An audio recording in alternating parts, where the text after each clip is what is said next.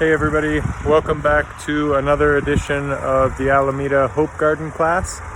I am wishing you guys all the best and hoping that you are all staying well, staying healthy, and staying positive through these times.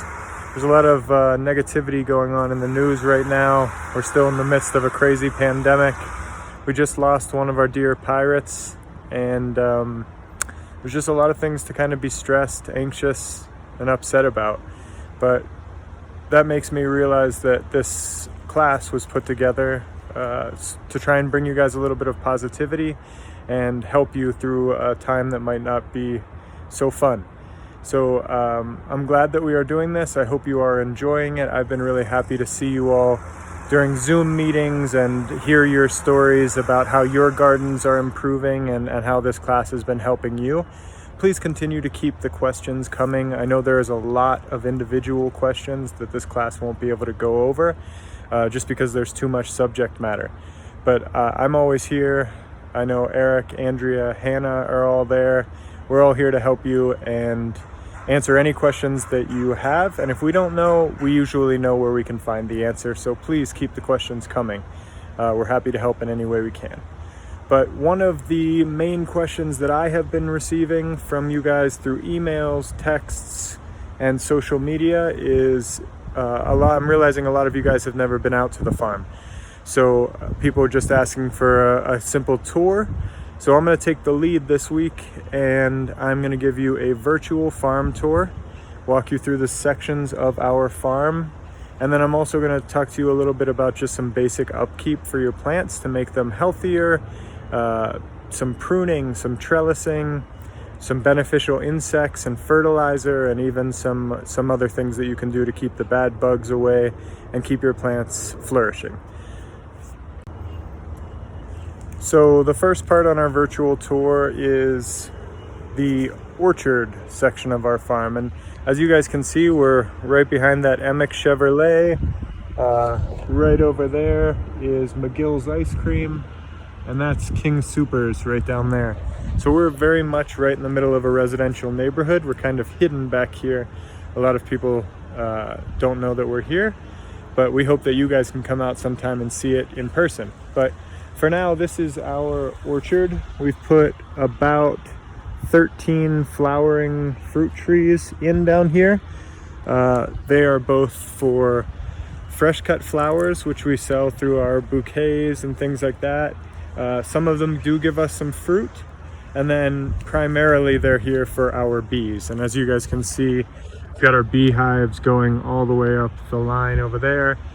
And the more food you can provide for those bees, the healthier they'll be, and the better they will help pollinate all of your food and flowers around your farm or garden. All right, so we are now in a different section of the farm, and our farm is primarily split into 5 main sections. I already showed you the orchard, and the last place we'll step in on is the flower farm. But then there's the orchard, the flower farm, and then we have 3 fields. Our farm's kind of a giant rectangle split into 3 production areas. And this right behind me is field 3. This is all set up on drip irrigation. We're about to put the rabbit fencing up here this week, but we've got all of our cucurbits in this field. Cucurbits are all of your cucumbers, your winter and summer squash, things like that.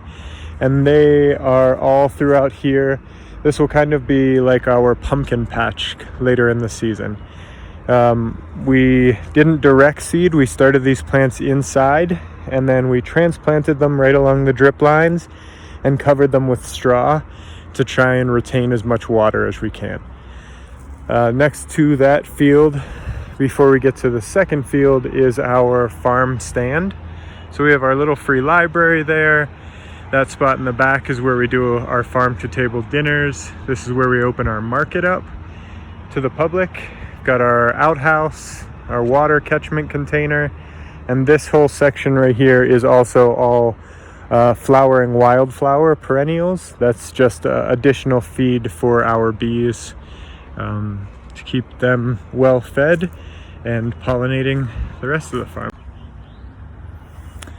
All right, this is field 2 on our farm. It's the middle field, and it has one of our high tunnels in it. The high tunnel is not to be confused with a greenhouse, as there is no supplemental heat, but the main purpose of the high tunnel is it is a bit warmer in there, so it extends my growing season a couple of weeks in the beginning and the end of the season. The plastic is pretty heavy duty, and it protects all of those plants from hail, damaging winds, and as you can see, I have a trellising system set up in there to help my tomatoes stay upright and straight so they don't fall over and become a mess. But through this field, we also have a bunch of herbs. I have flowers planted all over the farm. They help with beneficial insects and keep some of the bad bugs away. So we have herbs here. These are some root veggies coming up.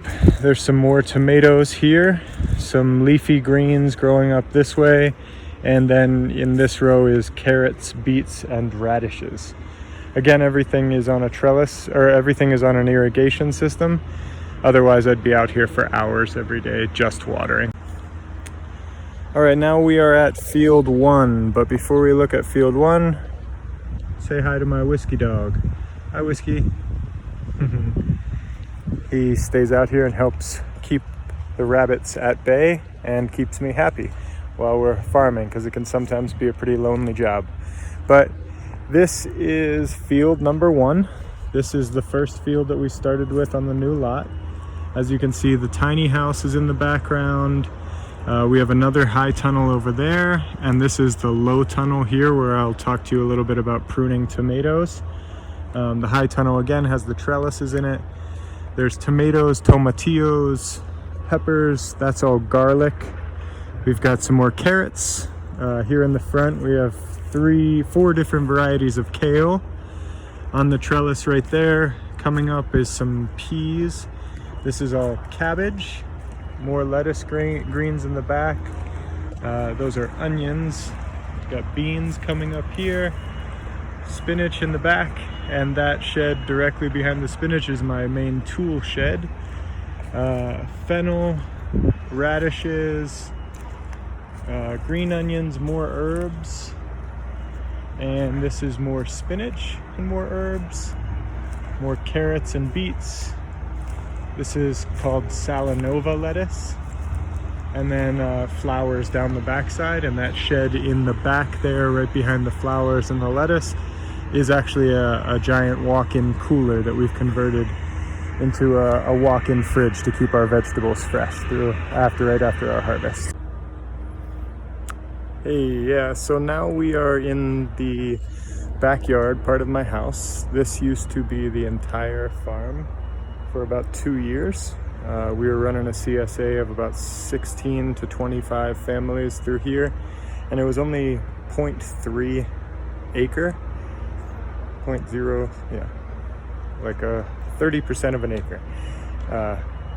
And we have converted it now to this just being the fresh cut flower farm. So I'm going to show you guys a little bit of this. In these rows right here, we have just annual flowers. That means they only pop up once and then they die this year, and you'll have to replant them if you want them next year. So we have different rows of sunflowers, more sunflowers here. Those are all something called bells of Ireland down there. This is amaranth and snapdragons. Raspberry patch in the back over there. We have perennials back here. This part of the farm starts all the perennials. These are dianthus. That's salvia. There's some poppies, some lavender, black-eyed Susan, sage, and then in the empty boxes we do still have a few more annuals coming up. You can see we did rows of sunflowers here coming up in this bed, and this bed over here will be more rows of sweet peas. So one of the last places I'm going to show you this week on our virtual farm tour is our wash station. So you can see that's field 1 right there with my house in the background. So we harvest the food all throughout the fields, bring it right in here, and we have a few sinks set up there. Hoses, those are giant salad spinners. all of our harvest bins. We bring them all in here, wash everything off in the sinks, dry it off on the big drying rack there, and then it immediately comes right over to here where we open up this shed, and this is our big walk-in cooler.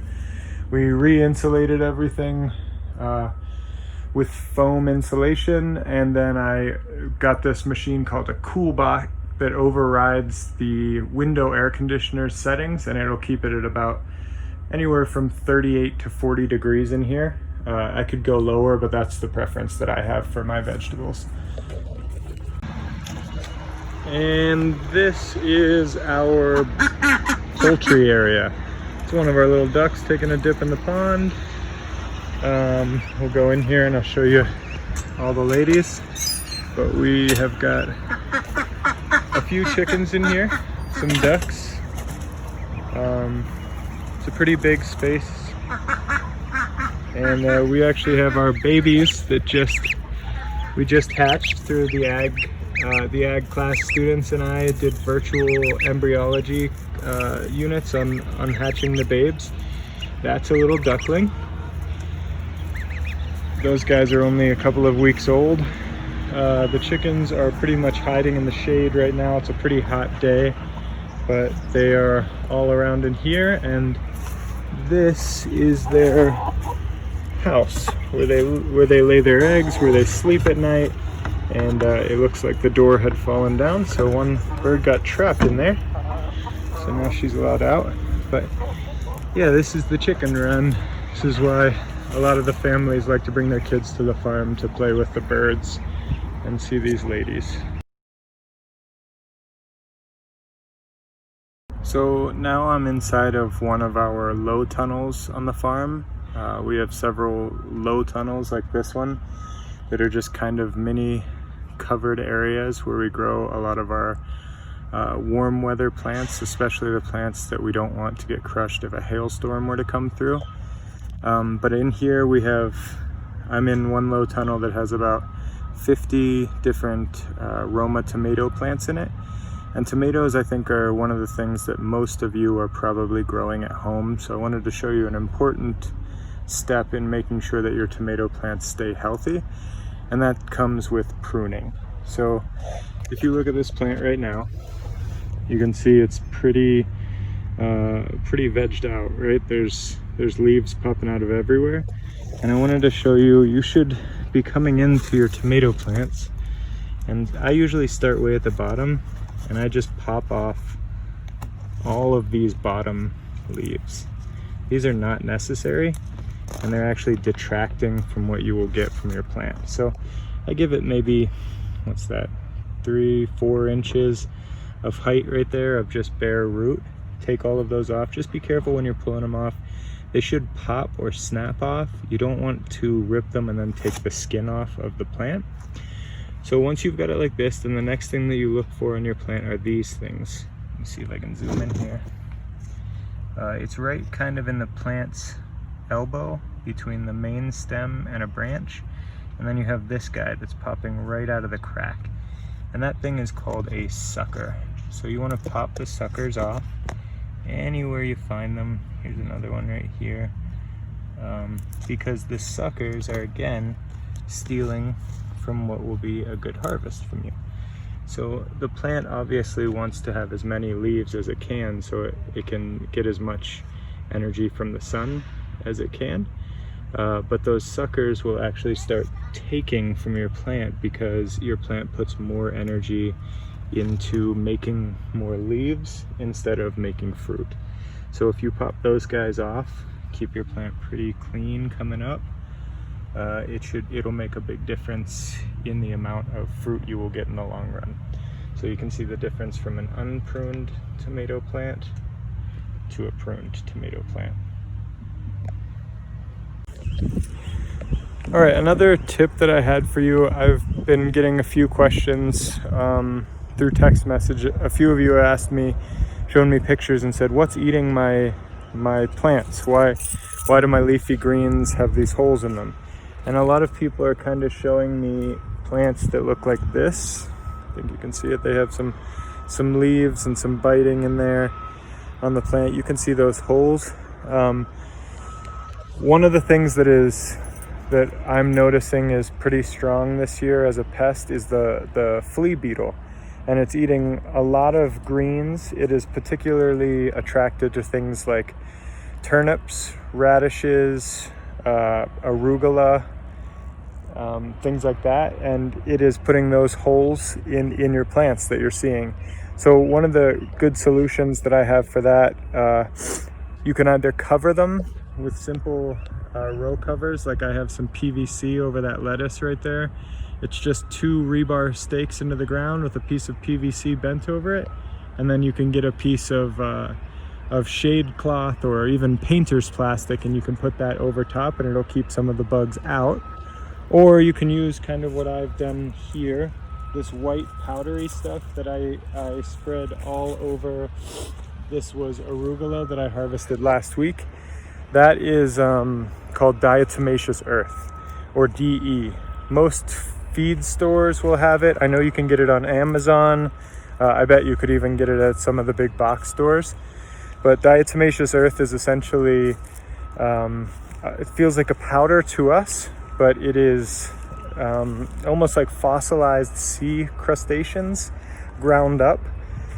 And to the bugs that are walking over it, it feels like you would be walking over a field of glass or a field of knives.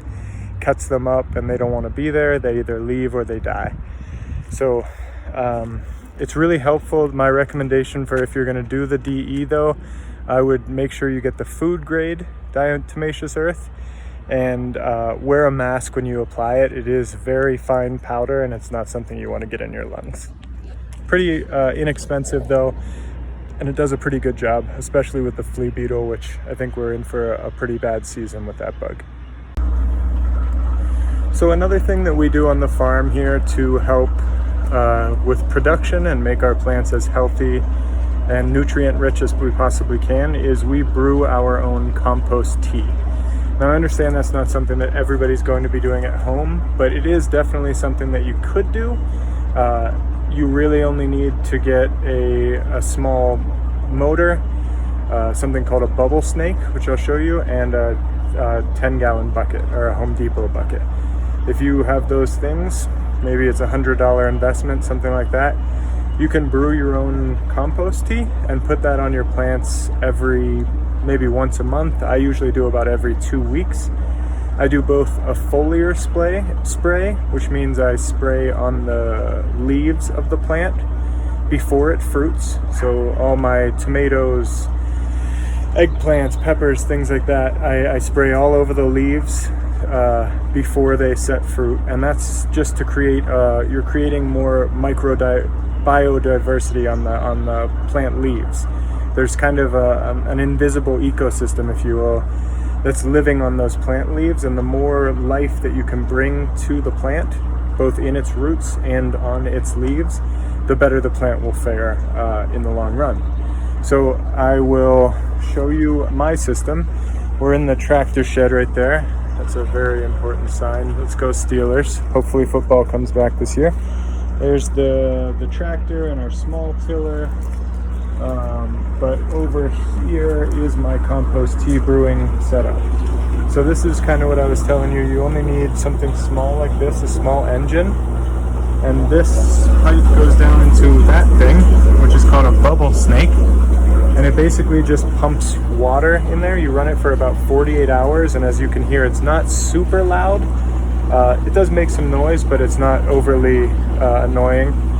We do 75-gallon compost tea brews, but like I said, you could definitely use one of these buckets and do your own small brew for your home garden at any time, and that would work just great.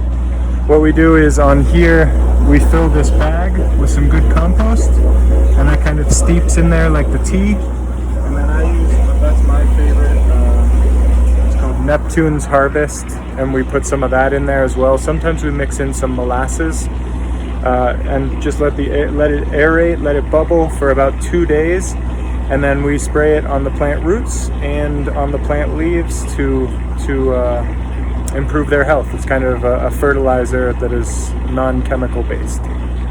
So here's one other thing that we do to help our plants survive and do well on our farm. Again, maybe not something you want to do at home, but I did it even when our garden was on 1/18 of an acre.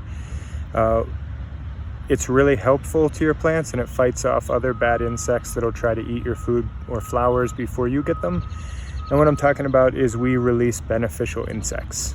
So we've been doing ladybugs for about 5 years now, and this year there's no ladybugs to be found. There are wild caught species, and the assumption is that it's because of climate change, but they are very difficult to obtain right now, and most beneficial insect retailers do not have them. So this year we switched to praying mantids. Can you see these guys coming out of here? They're super cool. They come out of that little cocoon that I hope you can see inside the jar. We had to let them sit on our microwave or our refrigerator in the house for 2 weeks about, and then you see them kind of popping out of the cocoon, and there's about 500 mantids in each case. So we bought 50 cases for our farm. You could easily buy 1 or 2 cases, and then you'd have 1,000, and that's more than enough for most backyard gardens. But these guys are a generalist predator, and that means they just, for the most part, eat many different harmful insects that are all over your garden and your flowers and your vegetables. We also released this year something called green lacewings. We released 2 sessions of those. One was 25,000 of them, and another one was 10,000. And we released a beneficial wasp called Diglyphus isea, and that is for sometimes in some of your greens you'll get these things called leaf miners, and they basically go in without you ever noticing them, and they get into the veins of your leafy greens, and then they make little worms in there. You usually would not find those worms or even notice that they were there. Probably you have eaten them many times before without knowing, but if you blanch or boil the greens, a lot of times you can see them in the veins. But those wasps, we released 250 of those wasps, and they go and they sting the worm inside the vein of the plant, and it creates, it makes the worm very unhappy, so it crawls out of the plant and then dies and goes into your soil, and you would have never known it was there. This year we did the mantids, we did the wasps, we did the green lacewings, and then we also released 2 sessions of 50 million each beneficial nematodes into the soil, and they usually devour a lot of grubs. They multiply quickly, but the reason we put them in specifically this year is because we're trying to get ahead of the Japanese beetles before they take beetle form. So they start out as grubs. The nematodes can eat them while they're in grub stage, and hopefully we'll have less beetles this year. Again, you don't have to get so advanced with 5 different types of beneficials in such heavy amounts, but it's a really fun thing to do if you have children. My kids loved releasing the ladybugs. It's been an annual tradition for about, like I said, 5 years now. And they are really enjoying the mantids as well. They think it's so cool to check on top of their refrigerator every morning and see if any of them have hatched, and if they have, then we run out and find a spot on the farm and release them, and they really like those. So another thing that you can do to help keep your plants safe and fight off bad insects with good insects.